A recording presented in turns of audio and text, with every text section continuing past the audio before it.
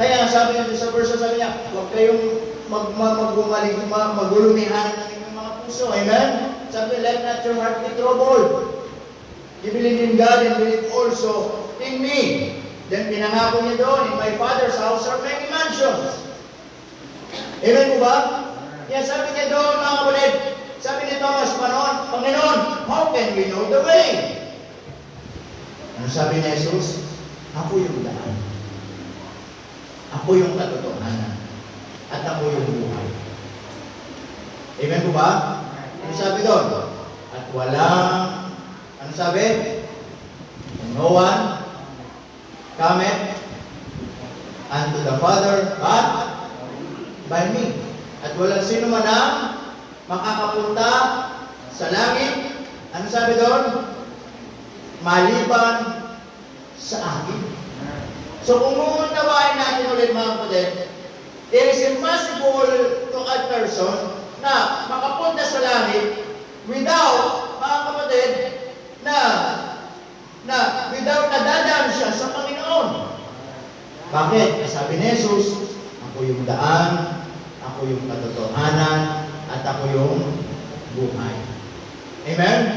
Kaya ang tao kahit mag-isip ng ibang paraan para makarating sa langit, hindi siya makakarating sa langit. Kahit ang tao maganda pa yung paraan niya para makapunta sa langit, hindi siya mapupunta sa langit. Kahit ang tao maging reliyoso, ang tao magpakabuti, ang tao tumulong sa mahirap, ang tao maging madasalin, ang tao maging mabuting tao, hindi siya makakapunta sa langit. Yung mga bagay na yun ay maganda. Hindi naman pangit. Tama? But to go to heaven, there is only one way. And there is no other way. There is no alternative way. There is no shortcut going to heaven. Ang sabi ng Biblia, ako yung daan. Ako yung katotohanan. At ako yung buhay. Ang sabi niya, mga kapatid, no man cometh unto the Father. Ang sabi niya, but by me. Nakita niyo yung isang but by me? Sabi, maliban sa akin, hindi kayo makakarating sa langit. Tama mga kapatid? That's why, katulad po ng ating pinag-aaralan, Jesus is the only door. Na ang tao, kailangan niyang pumatok sa pintuan na yun para makapunta sa langit, para makatiyak ng buhay na walang hanggan. Eh sabi ng Biblia diyan, ako ang pintuan.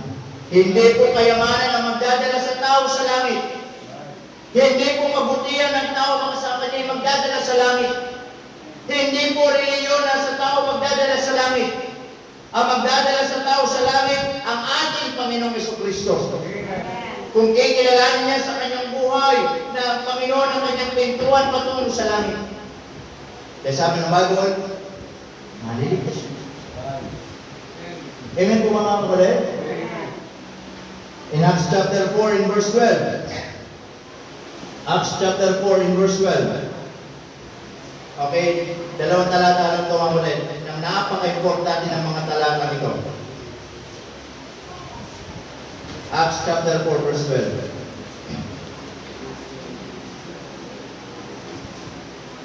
Ano po sabi niya mga kapatid? Ha?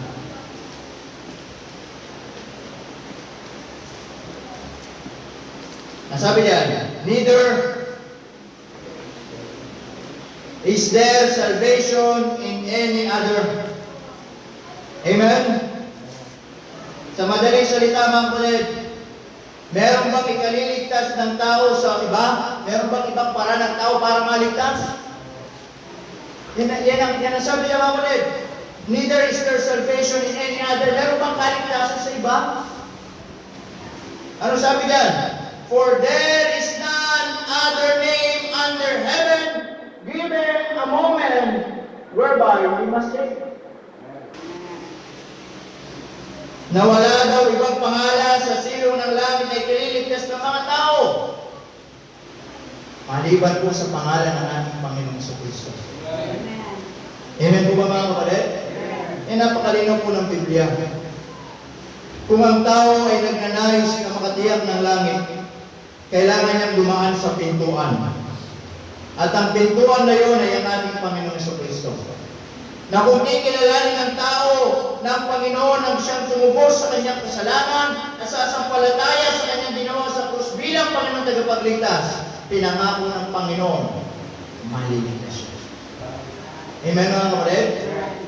At yung kaligtasan na yun, hindi lang po kaligtasan, kundi isang kaligtasan may katiyakan. Tama? Kaya salamat po sa Diyos, nakatamo tayo ng kaligtasan. Hindi dahil mabuti tayo, hindi dahil miyembro tayo dito sa simbahan ito, hindi dahil religyoso tayo, kundi dahil kinilala natin si Jesus sa puso natin bilang Panginoon sa sariling tagapagligtas. At salamat sa Diyos na hindi lang tayo naligtas mga kapatid, kundi yung kaligtasan binigay niya sa atin, hindi nawawala. May kaiyakan dahil hindi tayo may hawak. Hawak ng Panginoon. Amen mga kapatid? Kaya nga sabi doon sa binasa nila sa verse 9, I am the door, by me if any man enter in, he shall be saved, and shall go in and out.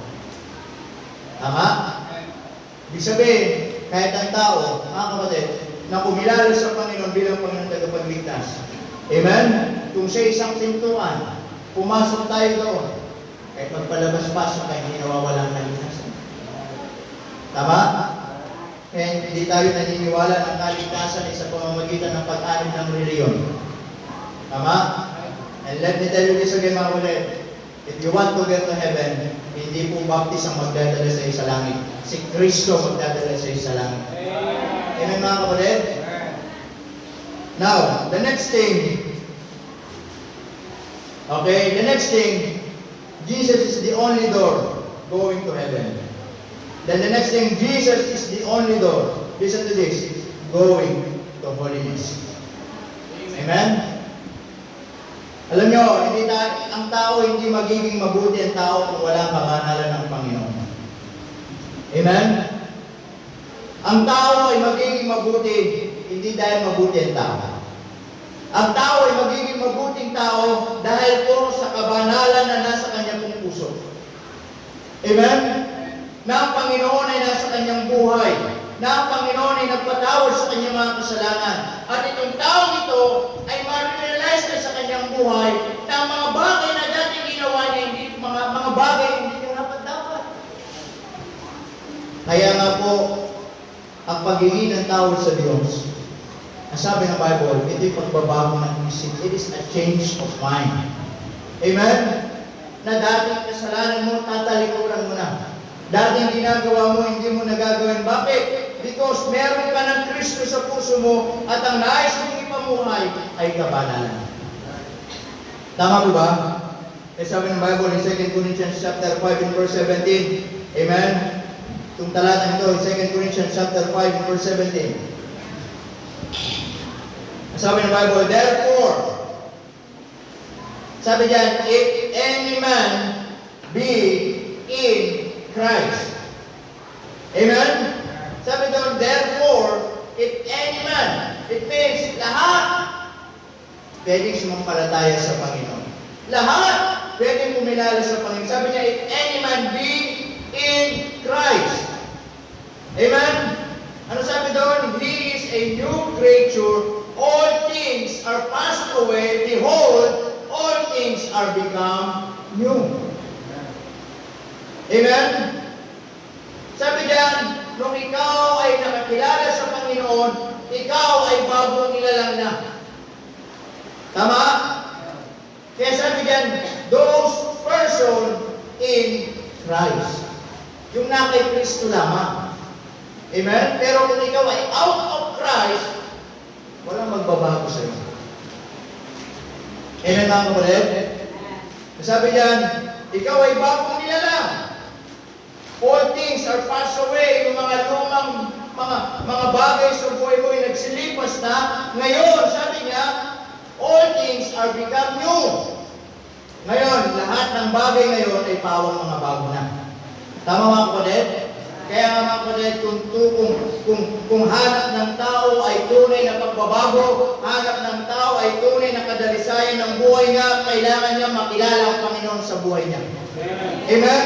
At kung ikaw ay sinasabi mong tinanggap tinanggap mo ng Panginoon bilang Panginoon tagapagligtas, sinasabi natin na nakilala natin ang Panginoon, then dapat makita sa buhay natin ang kabanalan.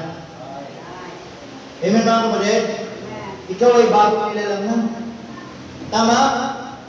Yung mga dating ugali natin, dating buhay natin, dating kasalanan natin, dating ginagawa natin ay nagsilipas ng mga bagay na yun. And now God is expecting us to walk in a holy life. Amen? In holiness mga kapatid. Amen po ba mga kapatid? Kaya dapat kung tayo mga Kristyano na, mga kapatid, malinis na ang buhay natin. Tama? Amen mga kapatid? Kung tayo mga mananampalataya na, mga kapatid, meron ng kabanalan sa buhay natin. Amen? Hindi lang tayo banal pag Sunday. Hindi lang tayo banal pag linggo na nakapolo tayo, nakadress tayo, akala natin ay parang mga anghel tayo pag linggo. Ha? Mga kapatid, God is expecting us every day na merong ginagawang Panginoon sa buhay natin. Amen po mga kapatid? Kaya nga sabi doon sa verse 10 mga kapatid, ang sabi doon, that they might have life. Amen po ba? And that they might have it more abundantly. Yung buhay na merong kasaganaan. Buhay na merong kabanalan. Amen mga kapatid? So sabi ng Panginoon dyan, Jesus is the door of heaven. Jesus is the door to holiness. Amen? Mahirap, imposible sa taong mamuhay ng banal nang walang kabanalan sa kanyang buhay. Dahil ang Panginoong Jesucristo, nung siya kinalala natin sa puso natin, siya yung nagpabanal sa buhay natin. Tama? Kaya mga kapatid, isipin mo ngayon, binago ka ng Panginoon. Bakit nagbago ang buhay mo? Kasi ang Panginoon. Tama mga kapatid? Bakit nagbago ka? Kasi ang Panginoon. Panginoon na nagbabago ng buhay ng tao. Amen mga kapatid? Pinangarap niyo bang maging Kristyano? Pinangarap niyo bang maging anak ng Diyos? Pinangarap ba natin maglingkod sa Panginoon? Ay lalong-lalo na kami. Hindi ko pinangarap ang pastor. Tama po ba? Eh, sarap ng buhay ko sa showbiz. Tama? Eh kung di ako pastoran, kinuha din ako ni Kami Carlo Dalisay sa Batang Quiapo. O, di ba? O kaya naman, nihiro ko madali sa Black Rider. O. Tama? Yan mga kapatid. O, eh kung di ako nagpasor, baka kasosyo ko na sa negosyo sa Paris si Diwata. O, di ba? Mga kapatid, lahat nagbago ang nakilala natin ang Panginoon. Amen mga kapatid? And God is expecting us, mamuhay tayo ng maayos. Mamuhay tayo ng may kabanalan. Mamuhay tayo ng tama sa harapan ng Panginoon. Then lastly, mga kapatid, listen to this. In verse 10, masabi ng Bible yan, I am come that they might have life, and that they might have it more abundantly. Hindi lang puro buhay na walang hanggan ang binigay ng Diyos sa atin. Ang binigay ng Diyos sa atin, maliban sa buhay na walang hanggan, kundi isang buhay na masagana. Alam niyo ba yung salitang abundantly? Ito yung buhay na sumasagana habang tumatagal ang buhay Kristyano. Ibig sabihin, ito yung buhay na sumasaya. Kaya ikaw kung habang tumatagal ka bilang Kristyano at hindi ka na sumasaya, malaki ang problema mo. Amen? Kung ikaw'y tumatanda sa church na to at ikaw'y tumatanda sa pananampalataya mo sa pagiging Kristyano, hindi ka na nagiging masaya, malaki ang problema mo. Dapat habang tumatagal ka sa buhay pananampalataya mo, lalo mong nararanasan ang kasiyahan ng buhay. Amen mga kapatid? Kaya sabi ng Bible yan, yung salitang abundantly, isang buhay na masagana, sabi, and it more abundantly. Amen? So Jesus is the only door that is going to heaven, amen, in holiness but also in happiness. Amen po mga kapatid? Kasi ang sabi ng Bible in verse 10, ang sabi ng Bible dyan, dumating ang kaaway natin dito para pumatay, para magnakaw, para sumira ng buhay. Amen? Nakawin ang kasiyahan ng bawat isa. Sirain ang magandang plano ng Diyos sa buhay ng bawat isa. Amen? I-destroy ang pinabukasan ng bawat isa. That's why when Jesus came, ang sabi niya, I am come that they might have life. And that they might have it more abundantly. Alam niyo po mga kapatid, pag nakilala natin ang Panginoon sa buhay natin, you will experience what is happiness is all about. Amen po ba mga kapatid? Hindi po material ang magpapasaya sa tao. Hindi po pera ang magpapasaya sa tao. Hindi po kayamanan dito sa mundo ang magpapasaya sa tao. Kasi sa maliwanag po ang Biblia, na sabi ng Bible mga kapatid, lahat ng tinatangkilik ng tao dito sa lupa ay pansamantala. Amen? Temporal. May pera ka, darating ang araw, mawawalan ka ng pera. May sasakyan ka, darating ang araw, mawawalan yung sasakyan mo. Tama? May trabaho tayo, darating ang araw, mawawalan tayo ng trabaho. Meron tayong mga bagay-bagay dito sa mundo, darating ang araw, lilipas ang mga bagay na yan. Amen mga kapatid? Kaya hindi yung mga bagay na dapat nagpapasaya sa atin. Amen? Hindi yan ang tunay na kasiyahan ng tao. Ang tunay na kasiyahan ng tao ay ang Panginoon. Amen. Tama mga kapatid? Ang Panginoon ang tunay na kasiyahan ng tao. Darating ang araw, lahat tayo, mayaman, pahirap, duka, o sino man, lahat tayo ilalagay sa 6 feet below. Tama? Yun lang yung espasyo natin mga kapatid. Kakasya pa ba yung sasakyan mo doon? Kung isasisingit mo doon? Kakasya pa ba yung bahay mo doon? Kung isisingit mo doon? Mga kapatid, lahat na tinatangkilik ng tao dito, pansamantala. May magandang sasakyan, pag namatay na walang Kristo, sa impyerno, hindi mapapakinabangan ang magagandang sasakyan. Amen mga kapatid? Kahit sino ang pinakamayaman dito sa lupa na walang Panginoon sa kanyang buhay, hindi niya mararanasan ang tunay na kasiyahan. Maraming mga tao, maraming pera, hindi masaya. Maraming mga tao, maraming mga magagarang sasakyan, hindi masaya. Bakit? Hanggat walang Panginoon sa buhay ng tao, your life, their life is incomplete. Amen mga kapatid? Na para bang nagbuo ka ng isang puzzle at nawala yung isa. Kahit na gaano maganda yung picture na yun, pag meron isang missing, you will never appreciate. Tama? Yung magandang picture na yun ng puzzle. Tama mga kapatid? Kaya di ba pag nagbubuo tayo ng puzzle, gusto natin mabuo natin lahat. Ayaw natin may mawala kahit isa kasi yung malisang piraso na yun pag nawala, hindi natin ma-appreciate yung ganda. Eh, paano yung nawala mga kapatid? Ay, yung puzzle, yung mata pa nawala. Sige, paano ma-appreciate yun? Tama? Eh, yung nawala ay yung ilong. Paano mo ma-appreciate yun? Amen mga kapatid?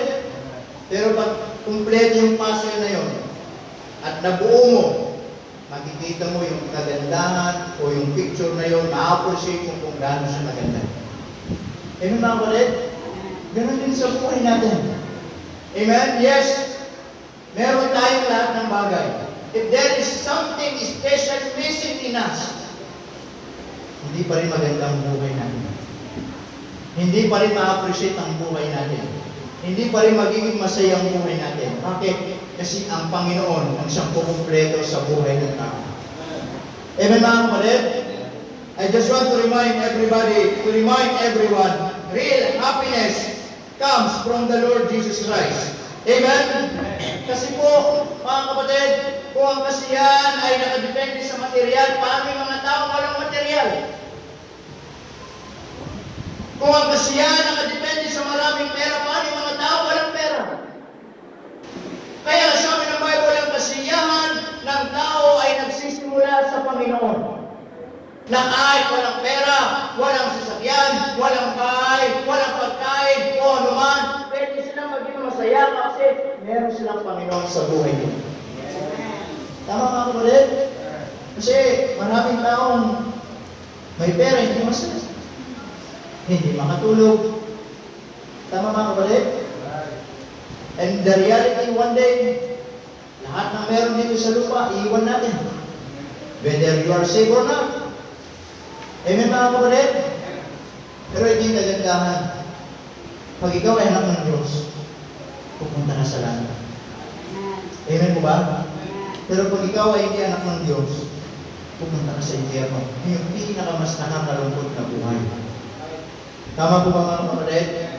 Yan sabi ng Bible yan, I am the door. Now, ang Panginoong Jesucristo, siya po yung pintuan. Pintuan patungo sa langit. Siya yung pintuan patungo sa kabanalan. Siya yung pintuan patungo, mga kapatid, sa kaligayahan ng buhay. Amen?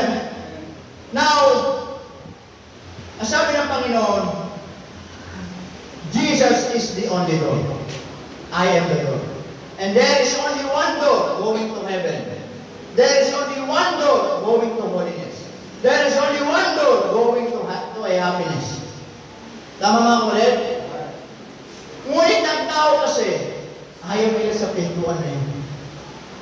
Akala nila ang pintuan ng Panginoong Jesucristo ay hindi pa sapat. And they're trying to make another door. Amen mga kapatid? At gagawa ang tao ng isa pang pintuan. At yung pintuan na yun ay nandoon lahat ng mga bagay na gusto po nila. But the end, yung pintuan na yun, it will destroy them. Amen? Kaya sabi ng Panginoon dito, I am the door. Ano sabi diyan? By me, if any man. Alam niyo, ang Panginoon hindi nagdadamot. Lahat binibigyan niya ng chance, lahat binibigyan niya ng privilege, lahat binibigyan niya ng many chances na makapasok sa pintuan na yun.